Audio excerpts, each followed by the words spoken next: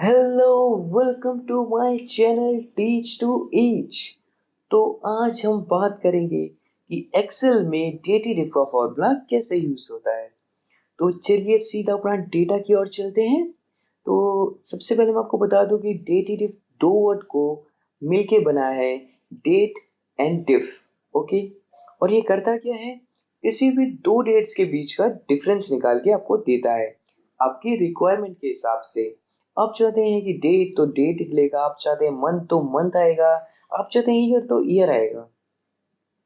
अब अपने क्वेश्चन की ओर चलते हैं। देखिए आज का क्वेश्चन हमारा बड़ा ही इंटरेस्टिंग है। हमने Baahubali the beginning and Baahubali two the conclusion का पोस्टर यहाँ पे लगा दिया है, और इन दोनों मूवीज की रिलीज डेट मैंने यहाँ रख दिया है, एक बाहुबली 1 की और दूसरी बाहुबली 2 की। आज हम इन दोनों ही डेट के बीच का डिफरेंस निकालेंगे कि बाहुबली 1 से बाहुबली 2 बनने तक कितना वक्त लगा है। उसके बाद देखिए नीचे ये D M Y M D Y D Y M, ये सब है क्या। देखिए जब हम डेटेड इफ का फॉर्मूला लिखेंगे तो उस वक्त सिंटेक्स में एक ऐसे कीवर्ड तरह यूज होंगे।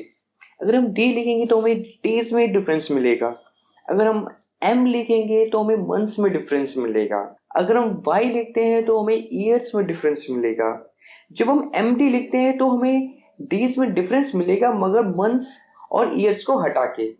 फॉर एन एग्जाम्पल हम पे 2 साल 2 महीने और 2 दिन है, तो मंथ और ईयर हट जाएगा और हमें 2 डेज आंसर मिल जाएगा।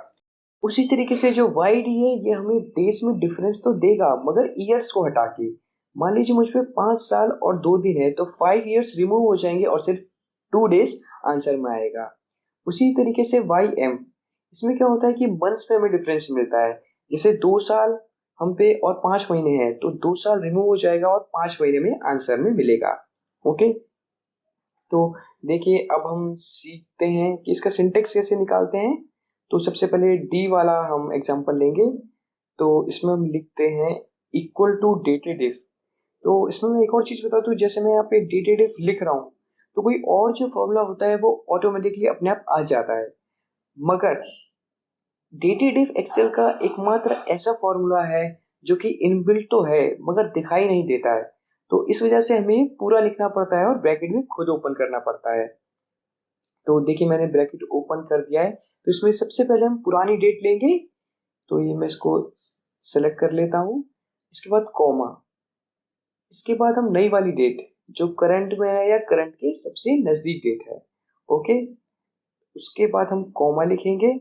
और देखिए जो डी एम वाई है, आप अपने रिक्वायरमेंट के हिसाब से वो हम डबल कोट में लिखेंगे और आंसर मिल जाएगा। तो देखिए मैं डबल कोट डालता हूँ और डी डाल के उसे, देखिए मैं इसमें अगर से सेलेक्ट करता तो सेल एड्रेस भी आ जाता, मगर मैं आपको वो बाद में सिखाऊंगा। तो देखिए डबल क्वाड ब्रैकेट बंद एंटर। तो देखिए 658 हमारा डेज में डिफरेंस आ गया है। तो देखिए बड़ा इजी था, अब आप समझ गए होंगे कैसे होता है। उसी तरीके से हम मंथ निकाले तो हम लिखेंगे इक्वल टू डेटेड इफ, पूरा लिखेंगे, ब्रैकेट ओपन करना पड़ेगा, फिर पुरानी डेट सिलेक्ट करनी पड़ेगी, कॉमा, फिर नई डेट सिलेक्ट करेंगे, comma, bracket open, then M और ब्रैकेट बंद। तो देखिए हमारा आंसर आ गया है। तो देखिए 21 मंथ्स का इनके बीच में डिफरेंस है। ओके, इसी तरीके से हम ईयर्स लिखेंगे equal to dated if, bracket open करा, पुरानी डेट, कॉमा, नई date, comma, bracket open, Y देंगे, ब्रैकेट बंद और एंटर। देखिए इसमें 1 साल का डिफरेंस है। तो देखिए जब तक ये पूरा पूरा 2 साल का डिफरेंस नहीं होगा तो ये सिर्फ एक ही साल का एक डिफरेंस देगा। आप समझ रहे हैं। तो देखिए ये बड़ा इंटरेस्टिंग फॉर्मूला है। तो अब देखिए मैं आपको थोड़ा शॉर्टकट बताता हूँ। तो देखिए इसको मैं इक्वल टू डी टी डिफ लिखता हूँ और ब्रैकेट ओपन, पुरानी डेट, कॉमा, नई डेट, कॉमा, इसको देखिए आप सेल को सिलेक्ट कर लीजिए, ऑटोमेटिकली आ जाएगा और ये वैल्यू फिक्स रहेगी। तो इसको आप प्रेस F4 करके फिक्स कर दिए और इसे भी फिक्स कर दीजिए, ब्रैकेट बंद और एंटर। और देखिए 658 आ गया। अब मैं इसे आगे तक कॉपी पेस्ट कर देता हूँ। तो देखिए मेरे सारी चीजें हैं जो यहाँ पे आ चुकी है। तो देखिए अब आपको समझ आ गया हो ये DTD फॉर्मूला कितना आसान है और इसे कैसे यूज़ करते हैं। अगर आपको ये वीडियो अच्छी लगी हो तो प्लीज़ मेरे चैनल को सब्सक्राइब कीजिए, शेयर कीजिए मेरी वीडियोज़ को और ऊपर दिए गए जो 2 वीडियोज़ आप इन्हें क्लिक करके देख सकते हैं और सीख सकते हैं एक्सेल के कुछ अलग-अलग फॉर्मूले। सो अभी के लिए बस इतना ही। Please take care, bye bye and stay tuned.